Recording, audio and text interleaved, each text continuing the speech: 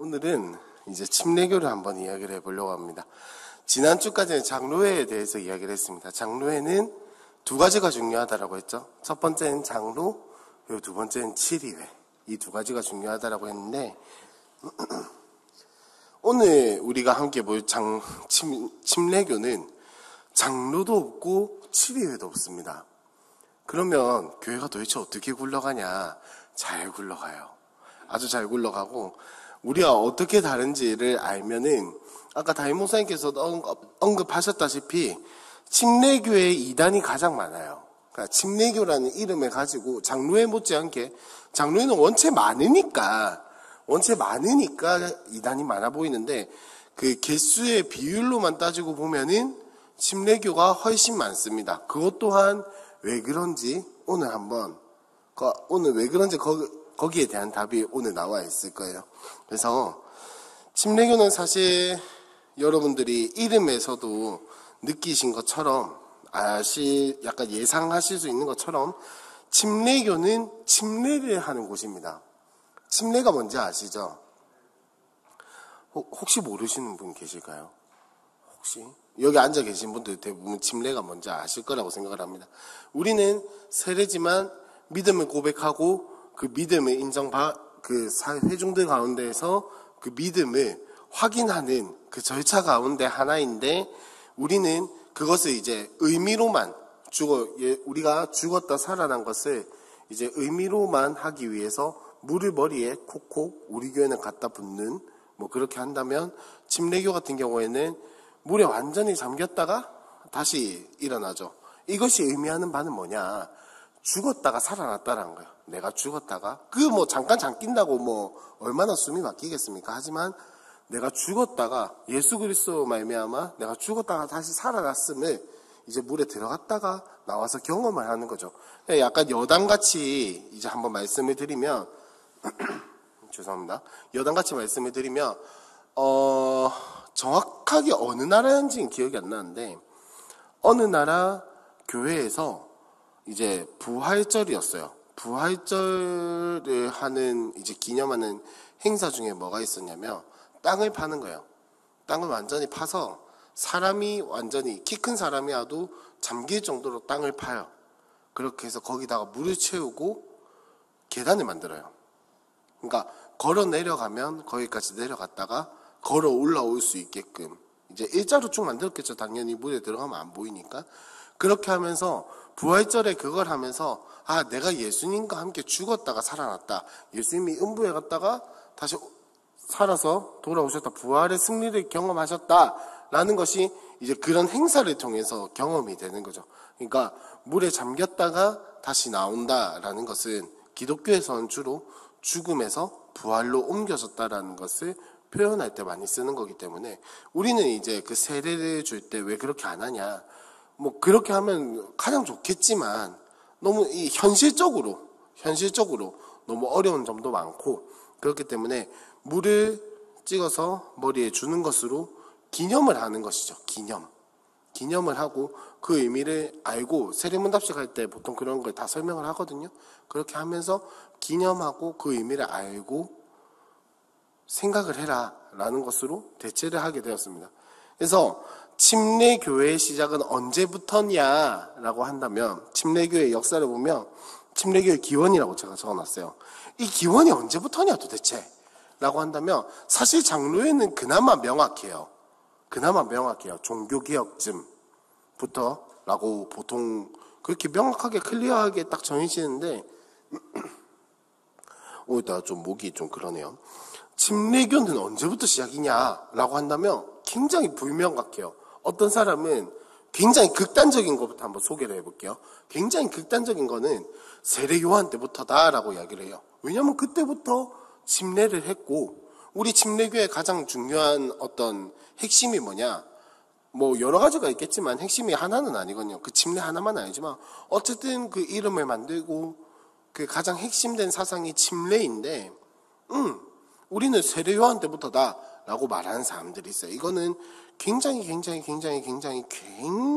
극단적인 의견이고 그 다음에 이제 이 두 개가 2번, 3번이 조금 왔다 갔다 하는데, 두 번째는 뭐냐면 재침례파로부터 시작되었다라고 이야기를 해요. 아나베프티스트라고 하는데, 이 재침례파가 왜 침례교의 기원이 되었냐? 근데 사실은 다른 거거든요, 여러분.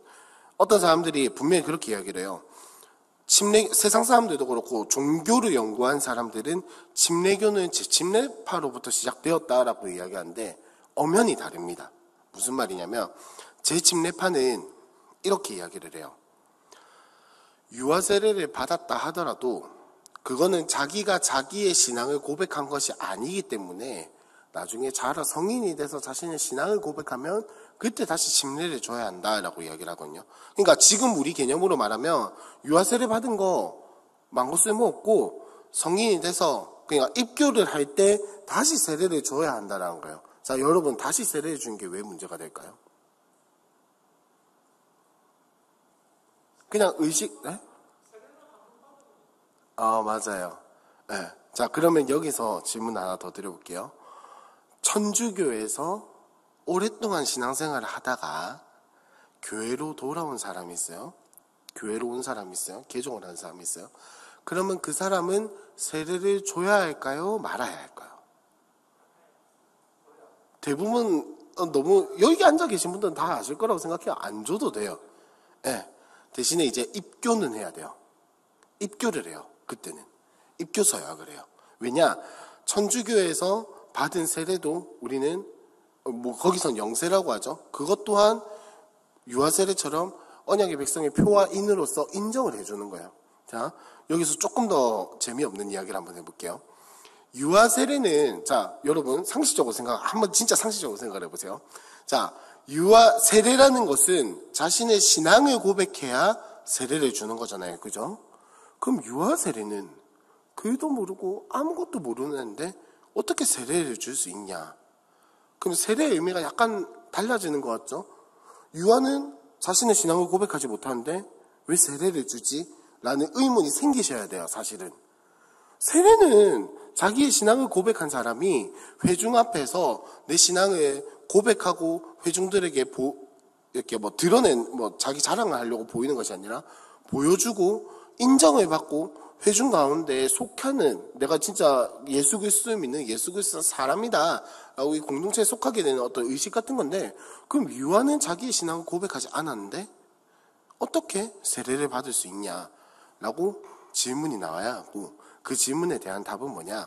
유아가 신앙을 가지고 있어서 준 것이 아니라 부모의 신앙을 보고 부모의 신앙이 이 아이에게 전수된다라는 어떤 믿음과 확신을 가지고 주는 거예요. 그러니까 이거 조금 더 어려운 말로 표현하면 뭐냐면 언약의 백성으로서의 표와 인이라고 합니다. 어린아이들에게 이스라엘 백성들이 할례를 행했던 것처럼 그 할례 받은 유다 백성들 중에서도, 이스라엘 백성들 중에서도 하나님 안 믿고 엇나간 사람들 얼마나 많습니까? 근데 그 사람들도 다 할례를 받았어요. 왜? 이 사람이 신앙생활을 잘할 것이다라는 미래를 봐서 그런 게 아니라 이 사람이 언약의 백성으로 태어났다라는 표로서, 인으로서 할례를 행한 것이기 때문에 유아 세례도 마찬가지다라는 거죠. 물론 그 아이가 나중에 자라서 신앙을 떠날 수도 있겠죠. 그런 일이 없으면 제일 좋겠지만 신앙을 떠날 수도 있겠죠. 하지만 이 아이는 언약의 백성 안에 있다. 부모가 반드시 그렇게 키우겠다라고 어떤 서약과 함께 표와 인으로서 주어지는 겁니다. 그리고 여기서 한 가지 더, 곧 우리 교회에서 세례가 있을 것이고 유아 세례도 이제 계속해서 있을 것인데, 그때 여러분이 회중으로서 참여해서 그 사람들의 선서를 받고 함께 동의하고 아멘으로 하잖아요. 그러면 여러분들도 그 사람의 신앙에 대해서 책임을 져야 할 의무가 생기는 겁니다. 그 자리에서부터. 약간 여담처럼 말씀을 드리면. 사실은 그것까지 회중이 다 선서를 해요. 왜 우리 이번에 장로 임직 예배 때 기억나시죠? 장로님들만 선서를 한 것이 아니라 회중들도 다 같이 선서를 했어요. 뭐냐? 그 장로님을 장로님으로서 인정하고 우리 교회의 리더, 우리 교회의 지도자로서 받아들이고 인정하고 내가 앞으로 나도 그렇게 섬기겠습니다 라는 의미로서 선서를 한 거잖아요. 그럼 세례를 받을 때도 마찬가지예요. 저 사람이 세례 받은 사람으로서, 교인으로서 신앙을 잘 지키고 살아가는지, 우리가 보듬을 땐 보듬고 또 치료할 땐 치료하고, 이것에 대해서도 우리가 책임감을 가져야 돼요. 특히나 유아 세례는 더 마찬가지입니다. 이 아이를 저 부모의 아이로서만 받아들이는 것이 아니라 우리가 이 언약 백성 안에서 우리도 저 아이의 신앙의 부모로서 저 아이의 신앙과 저 아이의 성장을 위해서 우리도 노력을 하겠다라고 사실은 다짐을 하셔야 돼요. 그때 물론 뭐 그게 다 잘 지켜지진 않겠지만 유아 세례 때 보면서 아이고 그래 잘 크겠네, 잘 컸으면 좋겠다, 바르게 컸으면 좋겠다라고만 하고 끝나는 것이 아니라 나도 언젠가는 저 아이의 신앙에 대해서 나도 책임을 져야 할 때가 올 것이고 나도 저 아이의 신앙이 잘 자라도록 기도로서 돕고 뭐 또 때로는 교사로서 돕고 때로는 뭐 여러 가지 방법들로 우리가 돕고 섬기고 책임을 지겠다라는 마음으로 참여를 하셔야 돼요. 어쩌다가 여기까지 왔는지 모르겠는데 다시 돌아가서 제 침례파는 어쨌든 그 유아 세례를 부정을 하는 거예요. 유아 세례는 쓸모없다, 아무 의미 없다. 성인으로서 고백하고 받은 세례만이, 침례만이 의미가 있다라고 말하는 거죠. 그러니까 그 아이가 언약 백성으로서 태어나가지고 그 아이의 부모의 신앙으로서 자라게 하겠다, 뭐 이런 것들이 다 필요 없다라는 거예요. 자기의 신앙을 고백을 해야 한다. 여기서 보면은 자, 침례교가 어쨌든 간 침례교가 어떤 느낌을 가지고 있냐면 이 사람들도 유아 세례를 부정하거든요. 그러니까 여러분들이 침례교에 다녀보셨는지 안 다녀보셨는지는 모르겠지만 침례교에서는 유아 세례가 없어요. 학습 세례가 끝이에요. 입교는 있기는 있지만 굉장히 드문 일이겠죠. 왜냐? 천주교에서 개신교로 개종하는 경우는 잘 없어요. 진짜로. 잘 없어요. 그 외에는 없으니까 어지간하면 학습 아니면 세례에서 끝나겠죠. 그러니까 이 사람들 유아 세례라는 것이 없습니다. 왜? 그냥 이거는 제 침례파의 사상과도 이게 맥을 같이 해요. 유아 때는 신앙을 고백할 수 없기 때문에 세례를 줄 수 없다라는 거예요. 그러나 뭐 침례교가 제 침례를 주냐? 그건 또 아니거든요. 근데 이 유아 세례에 대한 입장이 비슷하니까 사람들이, 종교를 연구하는 사람들이 침례교는 제 침례파에서부터 시작되었겠구나 라고 추측을 하는 거죠. 자, 그럼 이제 세 번째, 영국의 비국교도들이라고 하는 사람들이 있는데 이게 무슨 말이냐면 이건 좀 약간 역사와 관련이 있어요. 역사와 관련이 있는데 무슨 말이냐면 영국에 교회가 있었잖아요. 뭐 이제 종교개혁 때부터 이게 쭉 흘러오는데 쉽게 말하면 이거예요. 비국교도들이 뭐냐면 기독교가 국교화되는 것을 거부했던 사람들이에요. 기독교는 절대 교회는 정치와 연관될 수 없다라고 생각하는 사람들이 비국교도들이거든요. 왜냐하면 그때 당시에만 해도 나라의 종교를 이렇게 나라가 딱 종교를 하나 정해서 다 믿어라라고 하는 것이 일반적이었고 그때 종교개혁가들의 생각은 뭐였냐면 나라가 기독교가 되어야 기독교화가 되고 국교가 기독교가 되어야 하나님 나라가 온전히 이루어지는 것이다 라고 생각을 했거든요. 그러니까 그 가운데에서 생각이 다른 사람들이 있었던 거죠. 교회는 정치와 연관될 수 없다. 연관되어서는 안 된다. 국교화가 되면 안 된다. 그러면 우리도 언젠가는 로마 가톨릭처럼 될 것이다. 논리는 맞는 말이죠. 어쨌든 그렇게 로마 가톨릭처럼 될 것이기 때문에 우리는 절대 국교화가 되면 안 된다라고 이야기를 하면서 반대했던 사람들 중에 회중교회라는 사람들이 있습니다. 회중교회는 뭐냐? 회중교회라고 한다면 이제 쉽게 말하면 교회가 모여서 죄송해요. 제가 여기에 잘못 적었어요. 회중교회로서 분리가 된 거예요. 원래 그 비국교도들이 장로파 사람들이었는데 이 사람들 가운데에서 우리는 장로도 인정하지 않는다. 우리는 장로도 인정하지 않고 치리회도 인정하지 않고 각 교회에서 뭐 재정이라든지 법이라든지 이런 것들이 온전히 그 교회에서 이루어져야지 그것도 위에 기관이 생기고 또 위에 기관이 생기면 로마 가톨릭과 같아진다라고 주장을 했던 거예요. 어떻게 보면 일리가 있는 말이죠. 중앙에서 컨트롤하는 기관이 있으면 결국은 모이게 될 것이고 권력이 막 사람들이 탐하게 될 것이고 성직자들이 정말 그 교회를 섬기고 교회를 교회에 헌신하고 말씀을 전하는 것에 집중하는 것이 아니라 그 중앙의 권력에 더 신경을 쓰게 되고 거기에 더 마음을 쏟게 된다라는 뭐 그런 논리예요. 그러니까 우리는 그런 거 다 필요 없다라고 하면서 분리되어서 나온 게 침례교회의 시작이다라고 이야기를 하는데 어느 게 맞는 건지는 아무도 몰라요. 근데 뭐 이제 이런 기독교의 역사를 연구하는 사람들은 아마 3번이 그나마 가장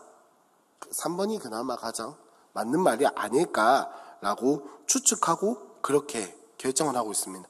침례교 그 홈페이지에만 들어가 봐도 막 이런 이야기를 적어놔요. 뭐 세례 요한 때부터다, 재침례파다, 뭐 이렇게 이야기를 하는데 결국 가장 정설은 뭐냐? 이 영국 비국교도들 가운데서 분리되어서 나온 것이 침례교의 시작이 되었다라고 이야기를 하는 겁니다.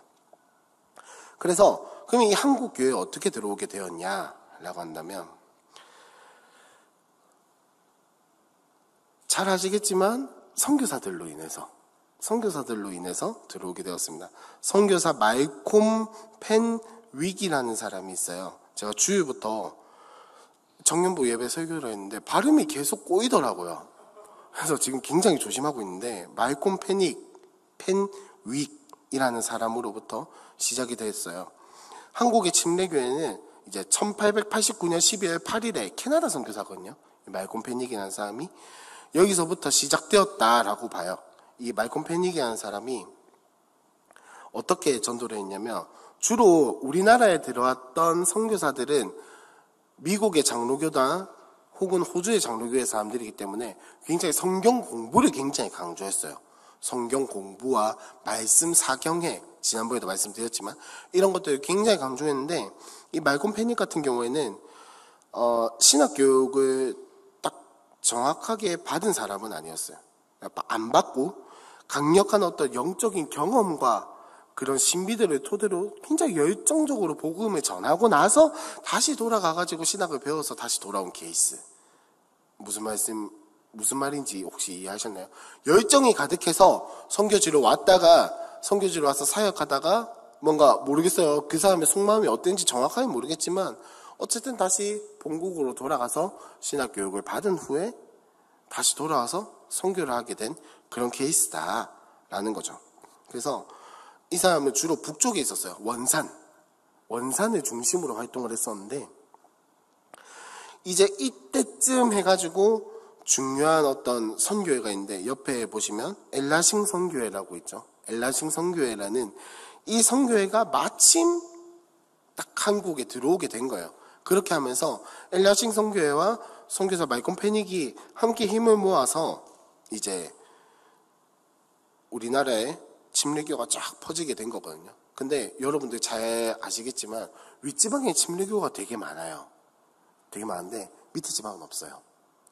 왜 그러냐? 위에서부터 시작돼서. 그리고 나중에 말씀을 드리겠지만 침례교에도 교단은 있거든요. 교단은 있는데 그 거의 대부분의 침례교가 속한 교단의 신학교가 대전에 있어요. 침신대가 대전에 있어서 거의 대전을 중심으로 다 모여 있거든요. 위에서부터 시작한 것도 위에서부터 시작한 건데 거의 그 신학교를 중심으로 교회들이 많이 모여 있기 때문에 밑에 지방에서 많이 볼 수가 없다라는 거죠. 그래서 이 말콤 펜윅이라는 사람이 엘라신 선교회와 함께 원산을 중심으로 계속해서 활동을 하고 그것도 넓혀간 게 충청도, 전라북도, 그 다음에 경상북부 지역까지 침례교가 퍼지게 됩니다. 그래서 이제 쭉 교회를 만들고 나니까 조금 더 효과적으로 선교 사역을 해야겠다라고 해서 뭘 만드냐면 이제 대한기독교회라는 것을 이제 처음으로 만들어요. 그러니까 대한예수교 장로회처럼 대한기독교회라는 것을 처음으로 만듭니다. 그렇게 만들고 나서 이제 매년 소집을 해서 대화회라는 것을 만들어서 이건 별로 중요한 게 아니에요. 어쨌든 이렇게 대화회라는 걸 만들어가지고 지도자를 세워서 효과적으로 전도 활동을 하기 위해서 이런 모임들을 계속해서 만들어 나가고 교회를 세워 나간 거죠. 그래서 순회 전도사라는 걸 많이 파송을 했어요. 침례교회에서는. 뭐냐면 사무엘이 계속해서 지역을 돌면서 사역을 했었잖아요. 그런 것처럼 여기서도 이 침례교회에서도 돌면서 계속해서 지역을 옮겨 다니면서 바울처럼 교회를 개척하고 옮겨가고 개척하고 옮겨가고 이런 식의 전도자를 굉장히 많이 파송을 했다는 거죠. 그런 식으로 침례교가 계속해서 파송이 됩니다. 그리고 이제 일제강점기에 들어와서는 사실 침례교는 어떤 신사참배에 대해서 어떤 입장을 가지고 있었냐? 타협하는 입장이었어요. 그때 당시에 그걸 타협을 했다 안 했다를 가지고 지금의 그걸 판단할 수는 없겠지만 어쨌든 침례 같은 경우에는 타협하는 쪽이었고, 그래서 근데 웃긴 건 그렇게 일제에 합력을 했는데 성경을 불운문서로 취급해서 1941년에 침례교의 모든 재산이 압수당했고요. 44년에는 해체 명령까지 떨어졌습니다. 근데 사실 이때에는 모든 기독교에 대해서 일본이 다 해체 명령을 했었어요. 그러다가 이제 광복을 하면서 다시 재건을 하게 된 거죠. 그래서 이 미국 남침례, 지금은 세계에서 가장 큰 교단이 어디냐라고 물어보신다면 미국 남침례예요. 미국의 남침례. 저는 자꾸 영어가 입에 붙어가지고 신학생들이 좀 약간 그런 게 있거든요. 쓸데없는데 영어를 많이 쓰거든요. 서던 베티스트라고 하는데 남침례교가 가장 큰 교단이었고 이때 당시에도 굉장히 큰 교단이었어요. 그러니까 우리나라 침례 같은 경우에는 재건을 하면서 미국 남침례교와 굉장히 긴밀한 관계에 있었다라는 것 정도 알아두시면 되겠습니다. 그렇게 하면서 이제 그때부터 지금과 가장 흡사한 이름을 만들어요. 대한기독교 침례회라고 교단 명칭을 변경하고 침례병원은 1951년부터 시작되었었습니다. 1951년부터 시작되었다가 지금은 저 건물을 공공병원으로 만든다 만다 말은 많은데 어쨌든 굉장히 오래된 병원이죠. 굉장히 오래된 병원이고 출판사도 만들고 침례신학교, 그러니까 침신대학교가 1954년쯤에, 그러니까 전쟁이 거의 끝난 거의 직후에 세워지게 되고 이제 계속해서 뭔가 생겨요. 뭔가 생기고 만들어지고 교단이 계속해서 자라나갑니다. 지금 근데 우리는 밑지방에 있으니까 침례교가 그렇게 큰가 하지만은 커요. 굉장히 커요.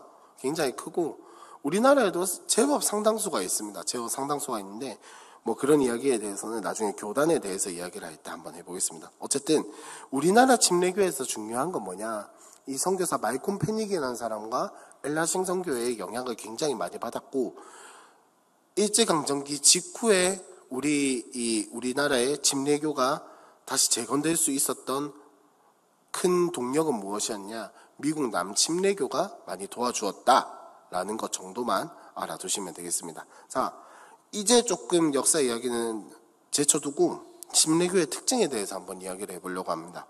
침례교의 특징은 총 4가지로 나눌 수 있는데 첫 번째는 신앙의 자유라는 것을 이런 사상을 이름을 붙였어요. 말이 왜 이렇게 안 나오는지 모르겠는데 침례교회는 신앙의 자유라는 어떤 사상의 특징이 있습니다. 고신 같은 경우에는 그 신사참배 반대 혹은 신앙의 정통과 생활의 순결이라는 이런 슬로건이 있거든요. 침례교 같은 경우에는 신앙의 자유라는 슬로건이 있는 거예요. 이 신앙의 자유가 뭐냐? 첫 번째로 유아 세례를 거부하는 겁니다. 그러니까 이 신앙의 자유라는 게 우리가 생각하는 그 프리덤을 이야기를 하는 것이 아니라 자기의 신앙은 자기가 지킬 수 있다라는, 자기의 신앙은 자기가 세워나가고 자기의 신앙은 그 누구에게도 구애받지 않고 자기가 세워나갈 수 있다라는 것이 신앙의 자유의 개념이거든요. 그러니까 1차적으로 유아 세례를 거부합니다. 왜냐? 아까도 말씀드렸던 것처럼 그 나이 어린 애들이, 혹시 유아 세례가 몇 살까지 받을 수 있는지 아시는 분 계신가요? 몇 살 이전에? 24개월 안이에요. 24개월 안에 유아 세례를 반드시 받아야 돼요. 24개월이 넘어가면 그냥 학습 세례를 받아야 돼요. 그러니까 24개월, 저는 아직 아이를 안 키워봤지만 여러분들 24개월 하기 많이 보셨잖아요. 24개월에 무슨 신앙을 고백을 합니까? 기어다니기, 막 뛰댕기기 바쁜 그 시기에 신앙은 무슨, 일단 와가지고 미끄럼틀 타고 노는 게 우선인 애들이 무슨 신앙 고백을 하겠다고 앞에 나와서 선서하고 세례를 받겠습니까? 그러니까 심래교들에게는 이것이 이해가 안 되는 거예요. 아니 신앙의 고백을 못하는데 어떻게 세례를 줘? 어떻게 이 아이에게 그 예수 그리스도께서 받으셨던 세례, 자신의 신앙을 고백하고 자신의 신앙을 회중들 앞에서 인정받고 내가 이 신앙을 고백한 대로 살아가겠다라고 하는 그 의식을 어떻게 해? 그 성례를 어떻게 이 아이에게 행할 수 있냐라는 거죠. 그래서 제가 옆에도 적어놓은 것처럼 신앙은 반드시 본인이 직접 고백을 해야 한다는 거예요. 그래서 제가 침례교의 어떤 신학을 제대로 다는 못 살펴봤지만 보면서 이런 의문이 들었어요. 그러면 혹시 지적장애인들은, 지적장애우들은, 말을 하지 못하는 이들은 그런 사람들은 어떻게 하지? 사실 이거에 대해서는 우리 교단 내에서도 굉장히 아직까지도 연구가 계속되고 있는 부분이어서 뭐라 말하기가 좀 조심스러워요, 사실은. 근데 이 침례교들의 강경한 이 입장을 가지고 간다면 지적장애인들은 세례를 못 받는 거죠. 물론 예외도 있고 또 확인할 수 있는 여러 가지 방법들도 있겠지만 어쨌든 간 침례교는 이렇게 약간 어떻게 보면은 보수적이고 좀 나쁘게 말하면 굉장히 강경한 입장을 취하고 있다는 거죠. 세례에 대해서. 두 번째는 정교 분리입니다. 국가는 절대 교회에 간섭할 수 없다. 또 반대로, 이 말은 반대로 교회도 절대 국가의 정치에 참여하려고 하거나 이렇게 해서는 안 된다라는 거예요. 사실 고신도 약간 그 정치에 참여하는 거에 있어서 굉장히 조심스러운 입장이에요. 예. 물론 강단에서 이렇게 정치에 대해서 언급을 하고 이렇게 이야기를 하는 건 어지간한 보수교단이라면 다 조심스러워하는 거 마찬가지지만 특히나 고신 같은 경우에는 정치에 참여하는 것도 약간은 조심스러운 분위기, 성도님들 중에서도 약간은 조심스러운 그런 분위기가 있잖아요. 고신교회는 약간 그런 게 있어요. 그런데 침례교는 그거보다 더하다라는 거죠.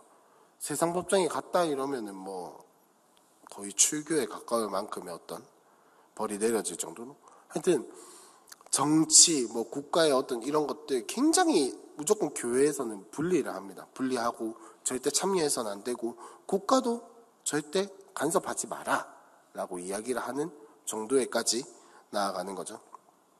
그래서 이것을 신앙의 자유라고 하는 거예요. 내가 고백하고 내가 성숙시켜 나가고 내가 신앙을 만들어 나가고 내가 신앙을 쌓아 나간다라는 것이 침례교에서 말하는 신앙의 자유입니다.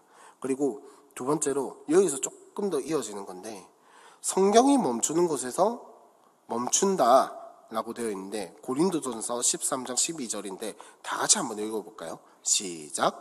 우리가 지금은 거울로 보는 것 같이 희미하나 그때에는 얼굴과 얼굴을 대하여 볼 것이요 지금은 부분적으로 아나 그때에는 주께서 나를 아신 것 같이 내가 온전히 알리라 라고 돼요. 자, 이게 뭐냐면 바울이 그 흔히 말하는 삼층천 환상을 보고 난 뒤에 한 말이에요. 그러니까 내가 지금은 그 삼층천을 올라가서 봤던 것들 내가 다 알 수는 없지만 예수님이 재림하시고 예수님이 부활하신 예수님이 이 땅에 다시 오실 그날에 이 모든 것들 내가 봤던 모든 것들이 무슨 뜻인지 명확하게 알게 될 것이다 라고 이야기를 하는 부분인데 침례교회에서는 이거를 가지고 뭐라고 이야기를 하냐면 예수님 바울도 이렇게 고백했다. 예수님이 다시 오실 때 모든 것을 명확하게 알게 될 것이니 지금 우리는 성경이 말하는 데까지만 멈춰서서 더 이상 해석을 하면 안 된다라고 이야기를 하는 거예요. 자, 쉽게 이야기를 해볼게요. 자, 여러분 혹시 전천년설, 무천년설, 후천년설에 대해서 들어보셨나요? 성경에서 명확하게 이야기를 하고 있지 않아요. 그러면 우리는 사실 고신 같은 경우에는 거의 무천년설에 가깝거든요. 뭐라고 딱히 딱 잘라서 이야기는 안 하는데 천년왕국은 사실상 상징적인 것이다 라고 이야기를 하는 무천년설에 가장 가까운 입장을 취하고 있어요. 그런데 침례교에서는 이것이 굉장히 이단시 되는 거예요. 이거를 연구하는 것 자체가. 왜냐? 성경에서 가타부타 말을 하고 있지 않은데 이거를 왜 더 나아가서 알려고 하냐 이건 거예요. 저만 이해가 안 되나요 혹시? 저만? 그러니까 성경에서 불분명하게 말하는 거는 그냥 불분명한 대로 냅둬라. 신앙생활 하는데 뭐가 문제가 되냐? 라고 이야기를 하는 거죠. 그러니까 어떻게 보면 맞는 말이고 또 어떻게 보면 굉장히 속 편하게 사는 거예요. 성경에서 애매하게 말하는 부분들에 대해서 성경에서 가타부타 뭐 천년왕국이 정확하게 이런 것이다 저런 것이다 우리가 어떻게 다 아냐. 하나님께서는 이유가 있기 때문에 불분명하게 계시하신 것인데 우리가 그걸 알려고 하는 건 인간의 욕심이고 인간의 해석이다 라고 이야기를 하는 거죠. 그래서 성경이 멈추는 곳에서 멈춘다 라고 이야기를 합니다. 자, 여기까지만 봤을 때 침례교의 특징은 보면은 여러분 생각보다 보수적이에요. 생각보다. 자, 우리나라 침례교에서 굉장히 유명한 목사님이 한 분 계세요. 장경동 목사님이라고. 자, 그분을 떠올려 보세요. 보수적인가요? 전혀 아니죠. 대전 종문교회 침례교거든요. 하나도 안 보수적이에요. 뭐 그게 그 사람이 나쁘다 말다에 떠나서 이 침례교의 이야기를 보면은 굉장히 보수적인 것 같아요. 고신보다 어떻게 보면은 더 성경에 대해서 막 성경이 말한 대로 지키려고 하고 때로는 미련스러울 정도로 이렇게 행동을 하는데 어떻게 침례교가 이단이 가장 많게 되었고 어떻게 침례교가 이렇게 자유로운 분위기라고 인식을 하게 되었는가에 대해서는 이 침례교의 조직 특징에 대해서 알아야 돼요. 아까 말씀드렸던 거 혹시 기억하실지 모르겠지만 침례교는 그 각자 개교회라고 하거든요. 개교회에 굉장히 많은 이렇게 힘을 쏟습니다. 무슨 말이냐면 개교회에서 모든 걸 다 결정을 할 수가 있어요. 개교회에서 모든 걸 다 결정하고 그러니까 우리 교회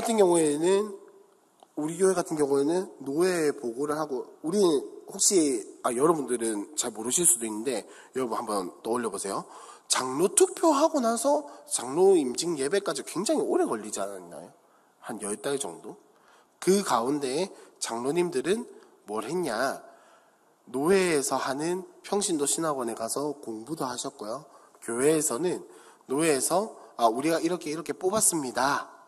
라고 하기 이전에는 또 어떤 일이 있었냐. 우리 교회에서 장로를 뽑고 싶습니다. 라고 보고하고 장로 뽑아라. 라고 하면은 또 기다렸다가 투표했다가 투표 이렇게 했습니다. 보고하고 그 뒤에 그러면 교육을 받아야 한다 해가지고 또 교육을 받았다가 제가 목사고시 면접을 보러 갔을 때 우리 장로님들도 같이 장로고시를 치러 갔었어요.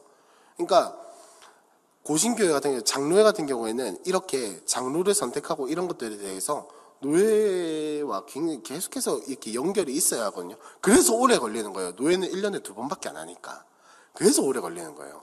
아무튼 그렇게 왔다 갔다 하는데 침례교 같은 경우에는 이런 일들이 있다 이러면 노예고 뭐고 다 필요 없이 그냥 교회에서 다 결정하면 교회에서 쫙 밀고 갈 수가 있는 거예요. 이것도 장단점이 있겠죠. 여러 가지로.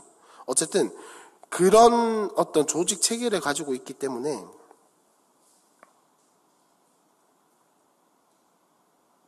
무슨 이야기를 하다가 이 개교의 중심이 나왔죠.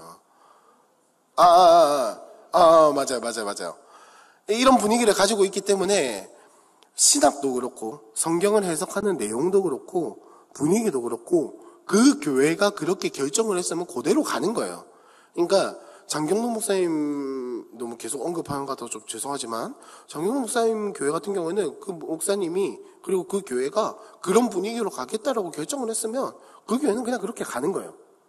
침례교회의 어떤 입장과는 상관이 없이. 물론 이제 큰 틀은 비슷하겠죠. 침례를 준다든지 유아세를 부정한다든지 이런 큰 틀은 비슷하겠지만 그 내에서 성경을 해석하는 것도 사실은 침례교회마다 다 다를 수도 있다는 거예요. 사실은 고시는 고만고만하거든요. 아마 어느 교회를 가서 어떤 설교를 들어보셔도 다 고만고만할 거예요. 다 고만고만한데 침례교는 완전히 다릅니다. 왜냐? 그 교회에서 결정하고 그 목사가 결정한 대로 해석한 대로 쭉 밀고 갈 수 있거든요.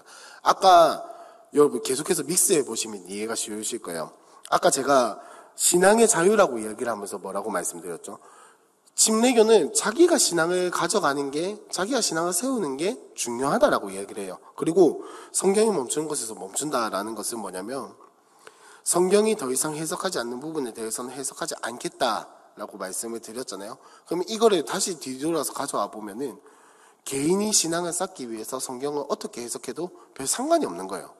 성경이 해석하지 않는 부분까지만 안 가면 딱 그 선까지만 가지 않으면 그 안에서는 개인이 어떻게 해석을 해도 크게 타치를 안 하는 거예요. 큰 틀만 안 다르면. 그러니까 침례교는 교회마다 분위기가 다를 수밖에 없어요. 그리고 그걸 인정을 하고 있고 컨트롤을 딱히 안 해요. 그래서 침례교는 보면 교단이 있기는 있는데 이 장로회 교단과는 조금 개념이 다릅니다. 그래서 아까 제가 침례교 역사를 간단하게 이렇게 막 대충대충 이렇게 말씀을 드리면서 여러분 한 가지 발견을 하실 수 있는 분은 하셨겠지만 뭐냐면 노회라는 것이 조직되지 않아요. 총회라는 것이 조직되지 않아요. 아까 대화회라고 말씀을 드렸지만 그거는 교회를 세워나가기 위해서 그런 것이 아니라 전도하기 위해서 모인 것이다 라고 말씀을 드렸어요. 무슨 말이냐? 침례교는 치리회라는 것이 거의 존재하지 않아요. 거의 없어요. 기능이. 그러니까 아까 말씀드렸던 것처럼 장로를 선택하고 장로를 뽑고 싶다라고 보고하고 이렇게 할 필요가 없다는 거예요. 그리고 침례교회는 장로가 없어요. 그냥 저는 있는 걸 봤는데요 라고 말하신다면 침례교회에서 장로는 거의 명예직이에요. 명예직. 그러니까 우리나라는 장로회가 많으니까 다 장로님 이러면은 좀 약간 이게 위치가 좀 있어 보이잖아요. 그러니까 침례교도 이런 분위기에 따라서 그냥 명예직으로 집사님들 중에 좀 헌신하고 잘하시는 분들, 교회에 정말 마음 있으시고 신앙의 선배 모본이 되시는 분들에게 장로라는 이름을 주자라고 해서 만든 게 장로인 거지, 사실상 침례에서는 장로가 아무런 의미가 없어요. 아무 의미 없어요. 그러니까 장로회랑은 체계 자체가 달라요. 목사와 집사로만 구성되어 있어요. 왜냐? 장로라는 직분이 하는 일을 목사와 집사가 나눠서 하면 되지 않냐? 굳이 있어야 하냐? 그러니까 이 사람들 성경을 해석할 때 장로라는 직분보다는 감독과 집사라는 직분만이 성경에서 세운 직분이다라고 이야기를 하거든요. 그러니까 이 감독은 목사인 거고 집사는 집사인 거니까 장로라는 직분은 필요하지 않다. 필요 있다 하더라도 그것은 성경의 시대에서 끝난 것이지 더 이상 우리 시대까지 가져올 직분이 아니다라고 이야기를 하는 거죠. 근데 하도 장로 하니까 어쩔 수 없이 명예직처럼 장로라는 것을 만들어서 주었다. 그러니까 침례교회에서 장로님을 만난다면 그냥 그런 분이구나, 신앙의 선배시구나, 교회에서 참 모본이 되시는 분이구나 라는 것 정도만 아시면 되겠습니다. 자, 그래서 참 조직 체계가 그래서 되게 독특해요. 나중에 교단할 때 한 번 더 말씀을 드리겠지만 이 사람들은 모여서 뭔가 교단에서 막 이렇게 통제하는 게 없어요. 딱히 통제하는 게 없어요. 그러면 교단에서 뭘 하냐? 각 교회가 잘 자랄 수 있도록 혹은 지역에 있는 몇 교회들이 모여서 뭔가 사역을 한다 이러면 그걸 할 수 있도록 그냥 도와주는 역할 정도예요. 그 정도. 혹은 교단에서 하는 일은 뭐냐?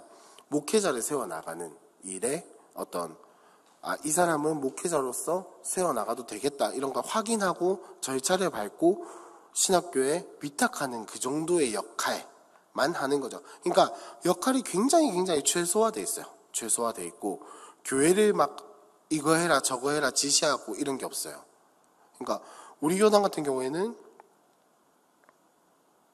그런 것들이 있다면 총회에서 그런 것들을 지시를 한다면 이번에 예배 때는 이렇게 해라 뭐 저렇게 해라, 물론 그걸 뭐 안 따른다고 해서 벌어주고 그런 건 아니지만 이렇게 해라 저렇게 해라 지시할 수 있는 권한이 있다면 이번에 같은 경우에도 무슨 일이 있었냐면 노회에서 어떤 한 교회가 위치가 되게 애매해요.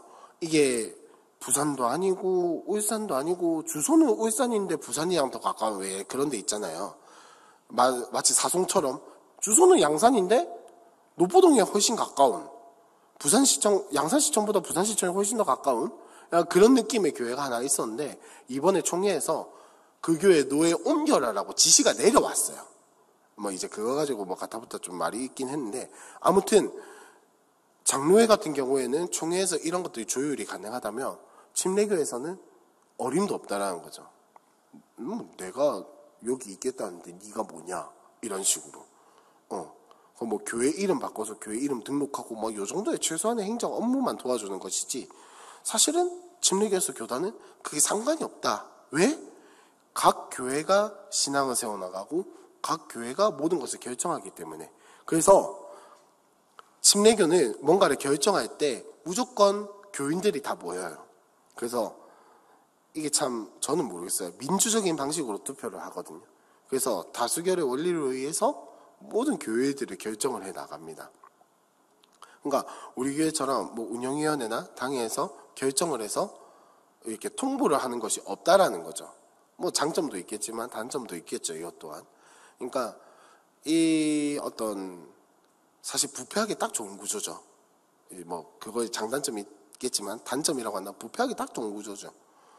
이렇게 인기 몰이 해가지고 뭐 혹은 여론을 조성해가지고 하면은 교회들이 어떤 한 사람의 마음대로 쭉쭉쭉쭉 흘러갈 수 있는. 하지만 장점이라고 한다면 그 소수의 몇몇에게 뭔가 이런 것들이 다 집중이 되어 있는 것이 아니라 모든 교회인이 교회 일에 대해서 참여하고 책임의식을 가지고 수 있다. 물론 별거 아닌 것 같지만 책임의식을 가질 수 있다라는 어떤 그런 장점들도 있겠죠. 어쨌든 그런 식으로 어떤 소수의 인원에게 권력을 집중해가지고 이들이 컨트롤을 할 수 있는 방법으로 만드는 것이 아니라 침례교는 교회 자체 내에서 모든 교인이 교회 일을 함께 하는 그런 구조를 가지고 있습니다. 자, 네 번째, 침례교에서 가장 중요한 거겠죠. 침례입니다. 침례. 침례는 뭐냐? 아까도 말씀드렸지만 담갔다 빼는 거예요. 담갔다가 꺼내는 거. 그걸 침례라고 하는데 반드시 개인이 신앙을 고백했을 때 받을 수가 있어요. 반드시. 그래서 우리는 세례요한이라고 하잖아요. 저분들께서는 침례요한이라고 해요. 그러니까 명칭 자체가 아예 다른 거죠. 뭐 그렇다고 해서 그 의미와 어떤 예수님에 대한 가르침이 달라지는 건 아니지만 세례와 침례는 다른 것이다라고 딱 보고 침례라고 정확하게 표현을 해서 사용을 해요. 그래서 침례 요한 혹은 우리 아무 생각 없이 세례 하지만 무조건 이 사람들은 침례라고 이야기를 해요. 사실 순복음이나 이런 데서 보면은 세례 준다 해놓고 담갔다 빼는 데가 많거든요. 근데 이 사람들을 철저하게 세례와 침례를 분별해서 구별해서 사용을 해요. 그러니까 이 사람들에게 물론 뭐 세례라고 하면 다 알아듣겠죠. 그 사람들도. 하지만 침례라고 정확하게 이렇게 이야기를 한다. 그리고 우리나라보다 조금 더 세례를 줄 수 있는 나이가 높아져요. 만 17세에서 20세. 교회마다 다르거든요. 이것도. 우리 같은 경우에는 딱 정해서 하지만 여기는 여전히가 아니라 역시나 교회마다 다 달라요. 만 17세에서 평균적으로 20세 사이에 받을 수 있어요. 자, 그러면 우리 교회는 만 몇 세 때 세례를 받을 수 있을까요?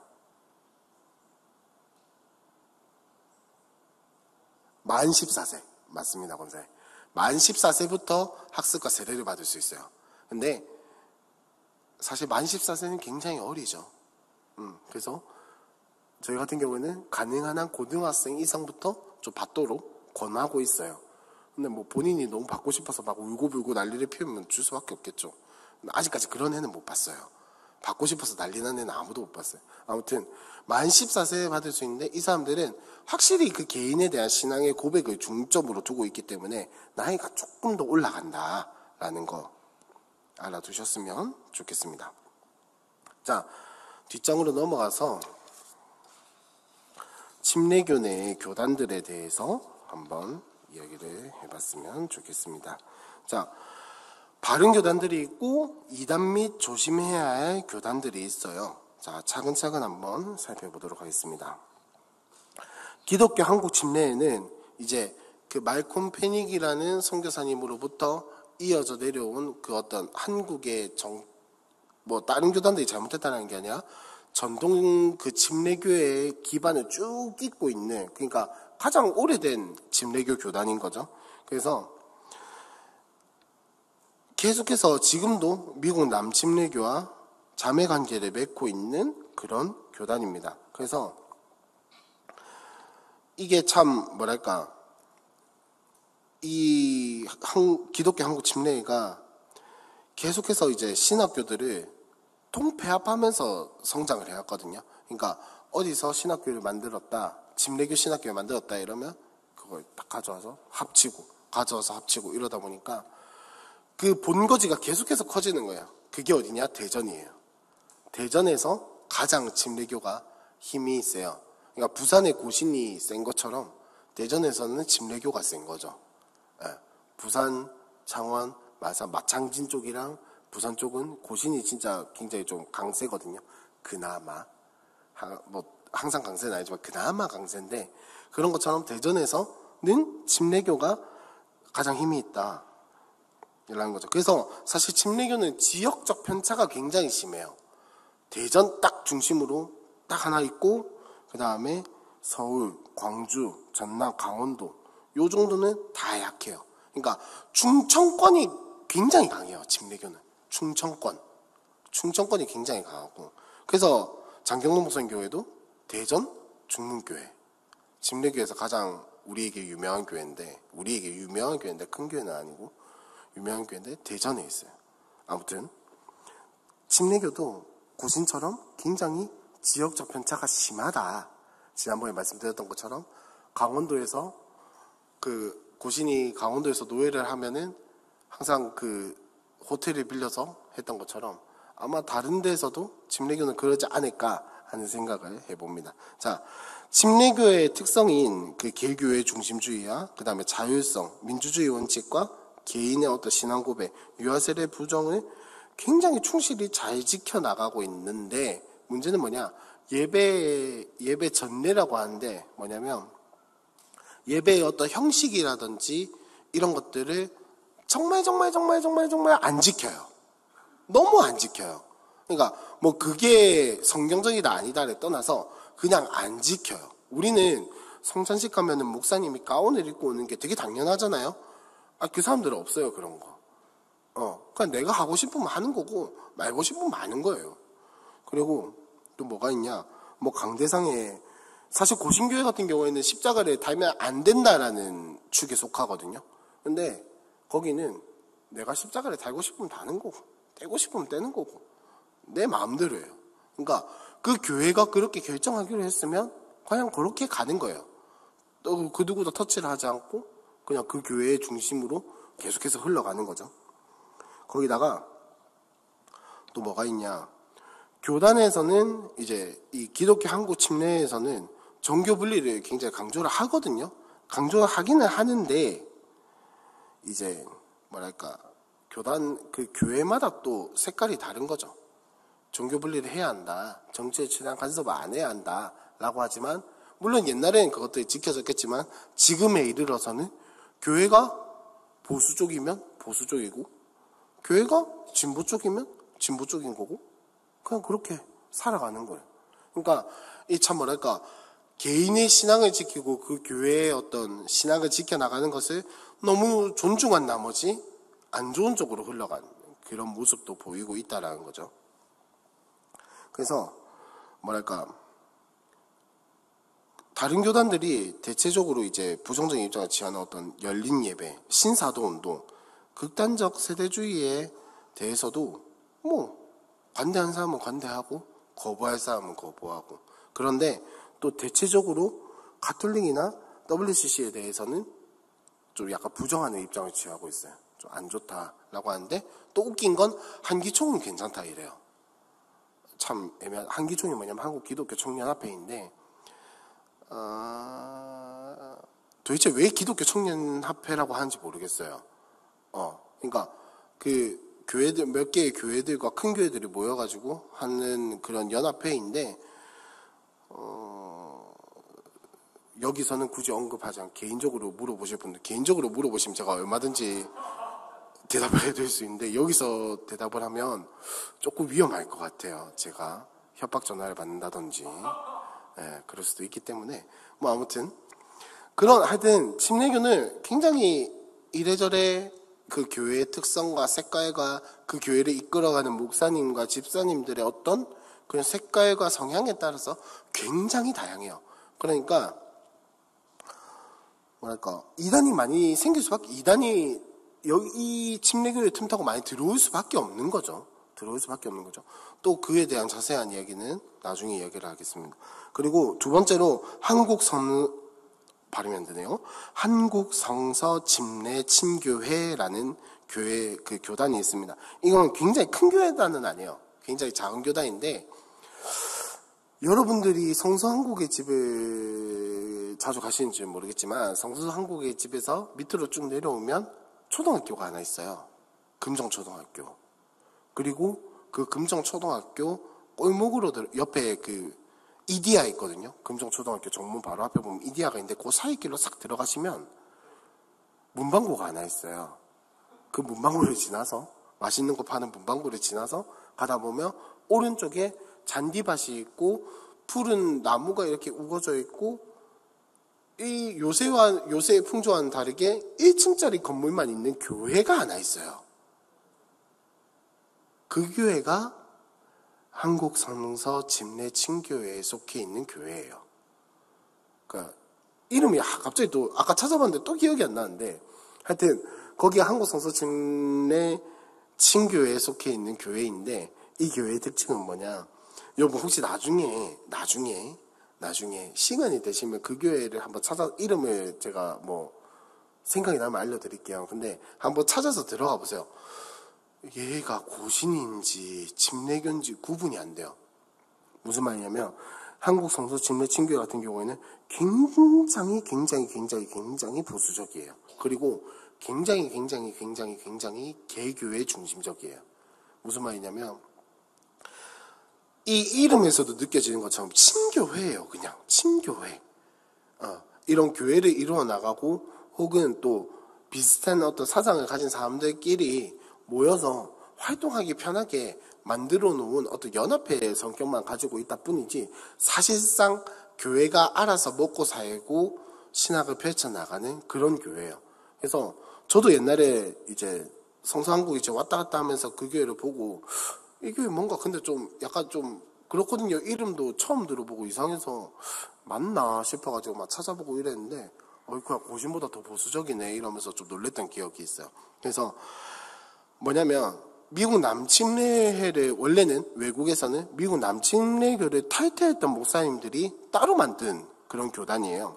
그러니까 이 목사님들 중에 아이작 포스터 라는 선교사님이 있는데, 이 선교사님이 한국에 처음 들어와가지고 왕십리에서부터 이 교회를 시작하게 됩니다. 그래서 주로 수도권에 있는 침례교회에 이 선교회에 이 친교회에 교회가 많아요. 근데 진짜 부산에는 거기 하나밖에 없어요. 신기한 게 거기 하나밖에 없고, 거의 교류가 거의 없어요. 그냥 딱 여기는 자기 교회, 더 조금 더 나아가면 요 친교회에 속한 교회 정도가 딱 교류가 있지, 다른 교단과의 교류가 거의 없어요. 거의 진짜 거의 없고,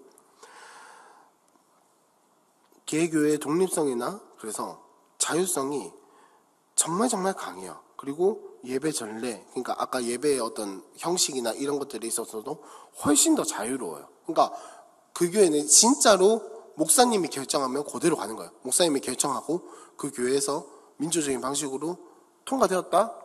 오케이, 그대로 가는 거예요.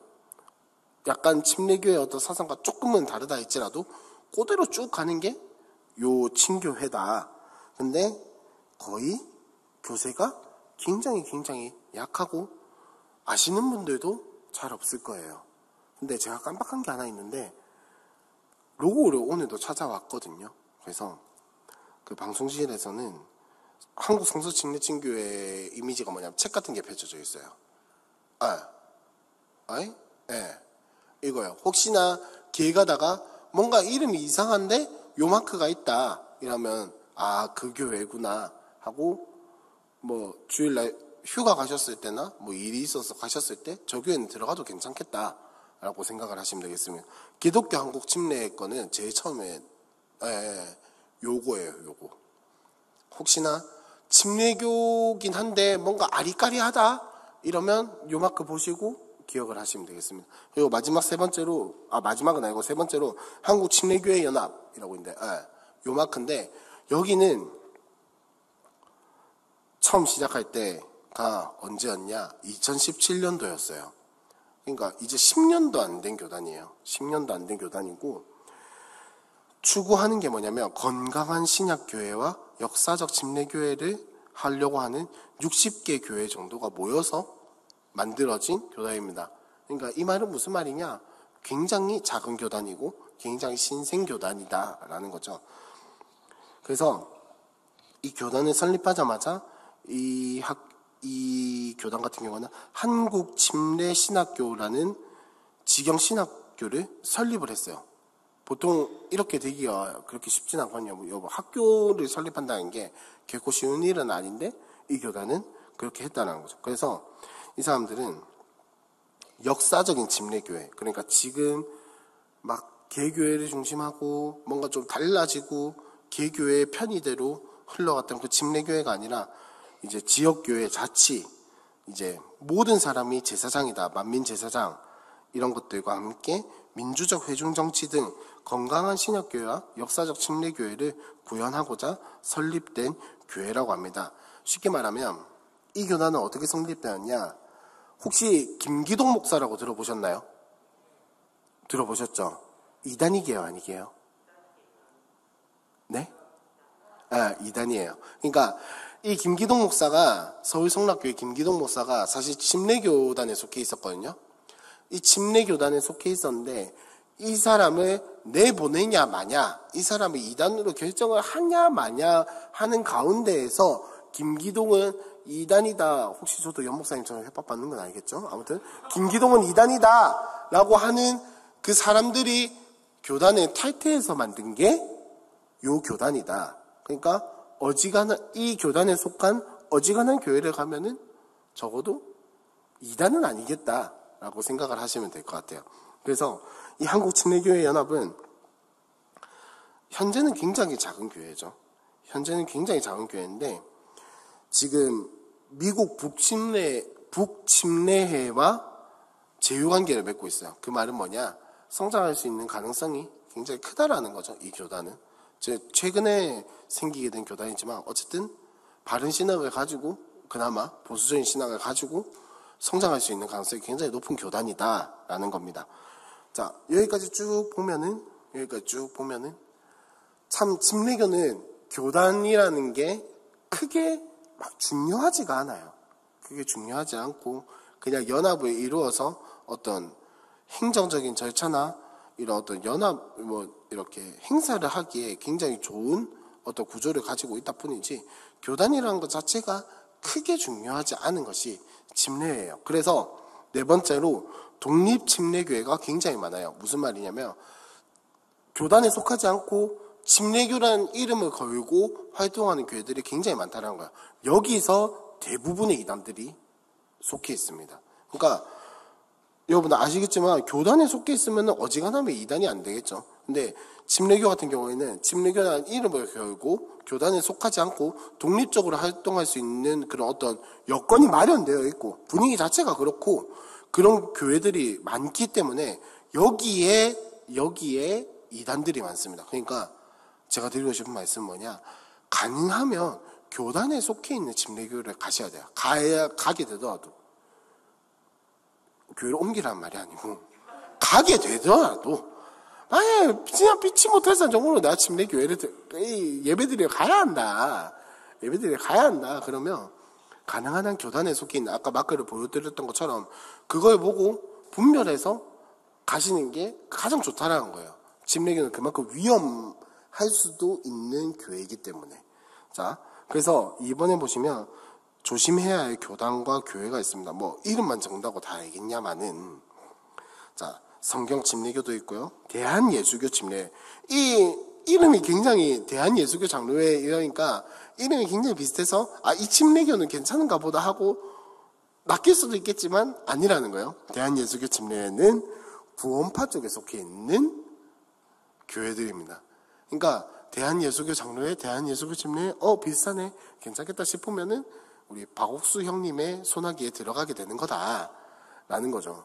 그러니까 구원파 계열에 속해 있는 그런 것입니다. 대한기독교 침례회도 마찬가지고 한국 킹제임스 성서협회라는 곳이 있습니다. 자, 여기서 킹제임스 성경을 아마 다들 한번 들어보셨을 거예요.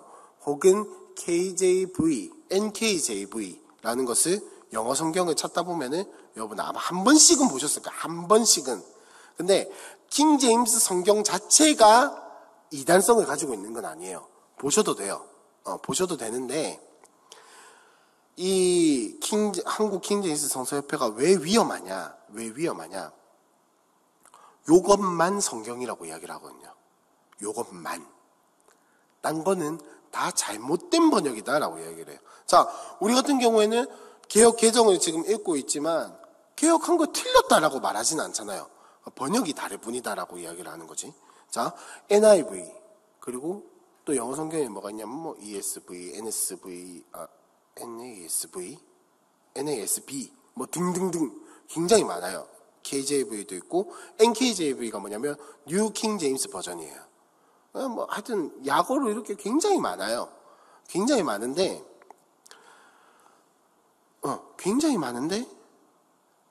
이 사람들은 KJV만 바른 성경이다 라고 우기는 거죠. 그러니까 우리로 치면은 쉬운 성경만 성경이다.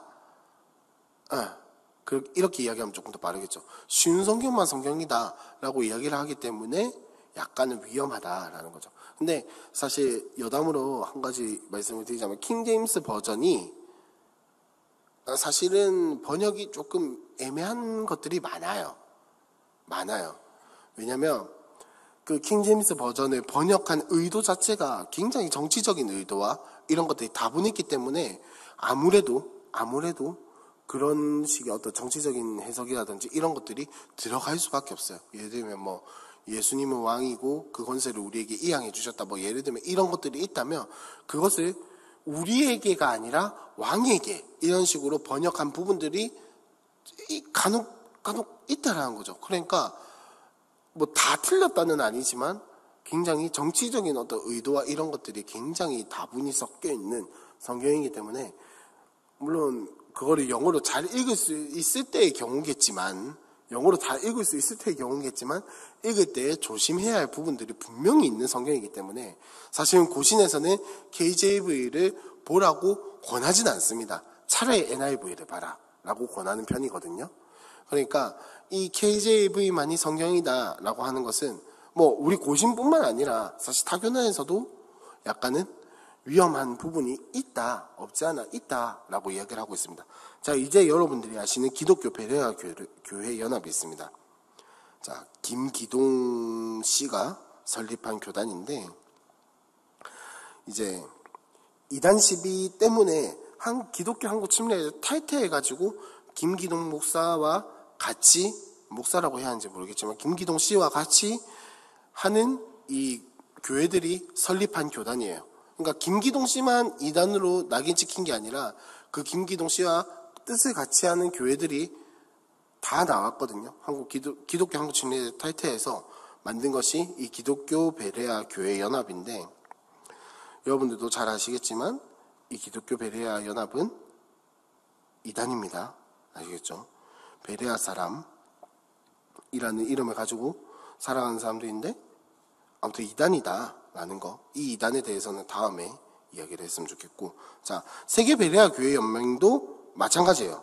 김기동 목사가 만든 교단이고, 이제 이게 어떻게 된 거냐면 대한예수교 장로교 통합교단에서 이제 김기동 목사를 자기네들이 뭔지는 모르겠는데 사면한다 했다가 취소한다 했어요. 그러니까 통합교단에서 김기동 베레아는 이단이다라고 했다가 2016년 총회에서 이단이 아니다라고 결정을 했다가 하도 반발이 심하니까 그걸 취소를 했거든요. 그런 사태가 있었고 이제 SBS에서 그것이 알고 싶다라는 프로그램에서 김기동 목사의 이제 그 어떤 행위나 이런 것들 굉장히 비판적으로 방역을 한 적이 있었어요. 이제 그런 것들로 인해서 이제 성락교회 그 김기동 씨의 교회 내에서도 찬성하는 쪽이 생기고 반대하는 쪽이 생기고 분열이 일어난 거죠. 그 분열 중에서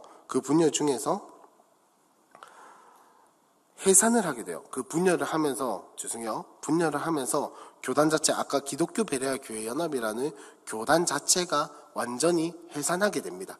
그 가운데에서 새롭게 설립한 교단이 바로 세계 베레아 교회 연맹이에요. 그러니까 김기동 목사의 파인 거죠. 그렇게 된 거고, 사랑 침례교회는 정동수 목사라는 사람이 이끄는 독립 침례교회인데, 이 교회만 이단이에요. 이 교회만. 사랑 침례교회라는 이 교회만 이 이단인데, 여기서 뭐가 나왔냐? 요 교회에서 킹 제임스 성경 흠정역 번역본이 나왔어요. 여기서 한국어로 킹 제임스 버전을 번역한 거예요. 번역을 하고, 이제, 그래서 성서 침례 친교회와 굉장히 사이가 안 좋아요. 굉장히 사이가 안 좋은데, 그 외의 교단들 가운데에서는 이 교회와 뭔가 사상이 비슷한 교단이 있으면 이단이 아니다라고 하는 편이고, 고신같이 보수적이고 인정하지 않는 교단 같은 경우에는 요 교회는 이단이다라고 하냐. 사실은 교단마다 입장이 약간이 엇갈리는 그런 교회가 사랑 침례교회예요. 자, 파리 열방교회라는 데도 있는데, 뭐냐면 파리 열방교회는 사실 저도 잘 몰랐는데, 그냥 요 교회가 어떤 목사가, 에스라는 목사가 자기는 프랑스에 있는 침례교회에서 목사 안수를 받았다라고 주장을 하면서 활동을 했는데, 뭐냐면 파리 교민사회에서 한때 굉장히 유명했었대요. 파리에 있는 교회인데, 파리에서 굉장히 유명했었는데, 이게 계속해서 어떤 성추행이라든지 성폭력 사건에 연루되면서 이단으로 낙인 찍히게 된 그런 케이스의 교회가 바로 파리 열방교회입니다. 혹시 파리에 사시는 분들께 교회를 추천할 때는 이 교회를 절대 추천하면 안 된다라는 거를 아시면 되겠습니다.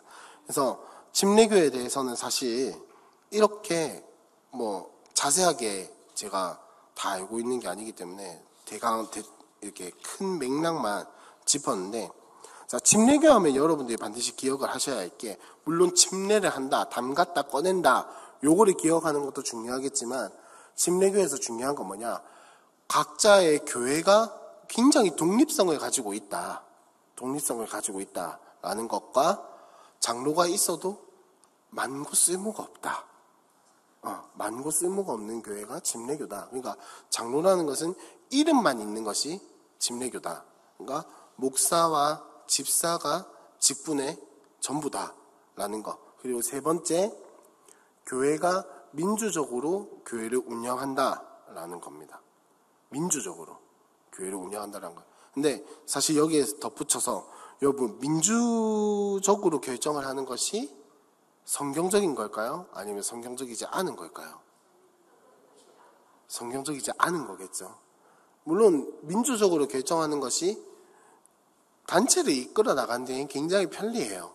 다수결이 결정을 했다는데 누가 뭐라 할 거예요. 우리는 민주적으로 하는 것이 아무래도 이제 좀 약간 전쟁이나 이런 것들이 있었기 때문에 영향을 받았고, 또 우리나라는 미국의 영향을 굉장히 많이 받았기 때문에 민주주의가 옳은 것이다 라고 생각하는 것이, 물론 우리가 그렇게 교육을 받기도 했지만 그것이 굉장히 일반적이지만, 사실은 민주주의는 그렇게 성경적인 방법은 아니에요. 그러니까 침례교가 잘한다 잘못한다를 떠나서, 사실은 어떻게 보면은 성경적으로 교회를 세워나간다라고 했을 때, 사실 이런 민주적인 방법을 택한다라는 것은 어떻게 보면은 약간 어불성설이 있다라는 것 정도. 그렇다고 해서 그 사람들의 신앙이 가짜다라는 것은 아니지만, 교회를 운영하는 방식에 있어서는 적어도 장로회가 조금 더 성경적이다라는 것 정도만 알아두시면 되겠습니다. 자, 침례교를 지금까지 살펴보았는데, 사실 우리는 밑에 동네에 있기 때문에 이 침례교가 크게 와닿지는 않을 것 같아요. 크게 와닿지는 않고, 이 침례교라는 것이 사실 보기도 힘들고, 간혹가다 보이는 경우가 있지만 보기도 힘들고, 그렇지만 제가 만났던 사람들 중에 침례교에 대해서 굉장히 안 좋은 인식을 가지고 있는 사람들이 좀 있었어요. 침례교에 대한 이야기를 하면은, 야, 거기는 좀 뭔가 이상하지 않나. 왜냐면 일단 교회마다 분위기가 너무 다르니까. 교회마다 분위기가 너무 다르고, 또 유명한 어떤 침례교 목사님들이나 이런 분들 보면은 살짝 고신의 입장이나 보수적인 입장에서 보기에는 저 사람 좀 약간 선을 왔다 갔다 하네 하는 그런 사람들이 많기 때문에, 사실 침례교 자체를 굉장히 부정적으로 비판적으로 보는 사람들이 많은데, 사실 침례교는 이런 어떤 교회 조직 체계와 이런 것들을 가지고 있기 때문에 어쩌면은 보수적이면 더 보수적인 교회들도 있고, 그 다음에 침례라고 한다고 해서 이것이 뭐 이 사람들이 뭐 잘못된 신앙을 가지고 있다라고 볼 것도 없다라는 점을 여러분들이 아셨으면 좋겠습니다. 그러니까 침례교라고 해서 우리가 다른 신앙을 가지고 있다라는 게 아니라는 점을 여러분들이 반드시 기억을 해주셨으면 좋겠어요. 침례를 한다라고 해서 저 사람들이 뭔가 좀 약간 뭔가 바리새인 같은 기질이 있다라고 생각하실 필요도 없고, 그 다음에 민주적으로 이렇게 교회를 운영한다라고 해서 저 사람들은 성경을 버리고 산다라고 생각하실 필요도 없고, 우리와 같은 신앙을 가지고 살아가는 사람들이지만 약간 교회를 운영하고 세례를 하는 것에 있어서 우리랑 조금 생각이 다르다라는 것 정도로 여러분들이 아셨으면 좋겠습니다. 그래서 다음 주는 감리교에 대해서 한번 해보려고 합니다. 감리교는 참 뭐랄까 장점도 극명한데 단점도 굉장히 극명한 것이 감리교예요. 굉장히 극명해요. 왜냐? 이런 말을 써도 되는지 모르겠지만 짬순이거든요. 거기는 짬순이에요. 그러니까 목사 연차가 올라가면 올라갈수록 힘이 세져요. 뭐 물론 그게 참 말이 웃기기는 한데 감독제라는 것이 좀 그래요. 올라가면 올라갈수록 굉장히 힘이 강력해지고 자기 마음대로 할 수 있는 것들이 많아져요. 그래서 사실 감리교는 장점도 참 많지만 단점도 참 많은 것이 감리교인데, 마지막으로 제가 이 말을 한다는 게 까먹어가지고 요 말만 하고 마치겠습니다. 뭐냐면 우리가 한번 좀 약간 반성해야 할 것, 그리고 우리가 앞으로 이것은 참 배워야 하겠다라고 하는 침례교의 장점이 뭐냐면, 여러분 침례교 교단에 대한 이야기를 들으면서 장로회와 다른 점을 혹시 발견하셨는지 모르겠지만 정말 크게 다른 점이 하나가 있어요. 뭐냐면 얘네는 싸워서 교단이 발생한 게 아니에요. 거의 네가 맞니 내가 맞니 하면서 생겨난 교단이 아니라는 거예요. 물론 이제 세 번째로 봤던 한국 침례교회 연합 같은 경우에는 이제 이단 시비의 어떤 논쟁 때문에 반대하는 사람들이 따로 떨어져 나와서 한 것이지만, 뭐 사실 이 정도야. 뭐 네가 맞니 내가 맞니로 싸운 게 아니잖아요. 그리고 다른 한국 성서 침례 친교회 여기도 싸워서 나온 게 아니라 그냥 얘네는 이 성서 침례 친교회의 어떤 형태를 가지기 위해서 따로 떨어져 나온 거예요. 근데 그 반면에 장로회는 여러분 투쟁과 전쟁의 역사예요. 거의 뭐 싸움닭들이 모여가지고, 그러니까 지난번에도 말씀드렸던 것처럼 우리나라 장로회가 유난히 그래요. 그 짧은 역사의 기간 동안 200개에 달하는 교단들이 만들어졌는데 다른 나라는 어떻다라고 말씀드렸죠? 없어요. 교단이. 미국만 해도 그 큰 나라의 장로회가 4개밖에 안 된다라고 말씀을 드렸어요. 침례교도 장로회 못지않게 우리나라에서 역사가 있음에도 불구하고 교단이 나누어져 있는 건 3개밖에 없어요. 사실상. 네 번째, 독립침례교회는 교단이 아니죠. 그러니까 독립적으로 존재하는 침례교회들이 있다라는 거죠. 교단은 사실상 3개밖에 없는 거예요. 물론 이들의 조직 체계가 좀 약간 그런 부분이 있어서 그런 것도 있겠지만, 그러니까 장로회라는 것이 마냥 또 막 이렇게 자랑하고 댕길 만한 것은 아닐 수도 있다라는 거죠. 그러니까 우리는 앞으로 교회를 세워나가면서, 지난주에도 말씀드렸던 것처럼 앞으로 교회를 세워나가면서 내 것이 옳다라고 주장을 할 것이냐, 혹은 때로는 교회를 공동체에 세워나가기 위해서 내 뜻을 꺾고 다른 사람의 이야기도 들어볼 것이냐라는 것을 우리나 이 전통교단을 살펴보면서 끊임없이 고민을 해봤으면 좋겠어요. 이단을 볼 때는 물론 이제 정신 똑바로 차리고 내가 쟤네랑 싸우려면 무슨 말을 해야 할까, 내가 신천지를 만나면 어떻게 받아쳐야 할까, 요거를 고민하면서 이단 이야기를 들으셨다면, 전통교단에 대해서 볼 때는 우리와 생각이 다르지만 이 사람들도 예수 그리스도의 몸된 지체구나 라는 생각을 가지고 내가 이 사람들을 만났을 때는 어떻게 대해야 할까, 너희가 틀렸고 우리가 무조건 옳아라는 태도를 취할 것이 아니라 저 사람들의 교회는 어떤 모습이 있고 또 우리가 교회를 세워나갈 때 저런 모습은 배우고 참조해서 교회를 세워나가야겠다라는 점들은 우리가 충분히 받아들일 만한 것이죠. 그러니까 그런 것들을 한번 고민해보면서 앞으로 재미가 있을지 없을지는 모르겠지만 아무튼 계속해서 전통교단에 대해서 한번 살펴봤으면 좋겠어요. 다음 주는 감리교를 할 건데 감리교는 좀 약간 에피소드가 많아서 제가 에피소드를 한번 잘 찾아와서 한번 보겠습니다. 재밌는 에피소드가 굉장히 많아요. 감리교는 아까 말씀드렸던 것처럼 짬이 차면은 힘이 세지는 교단이기 때문에 아무튼 다음 주에도 기대해 주시고 제가 기도하고 마치도록 하겠습니다. 하나님 감사합니다.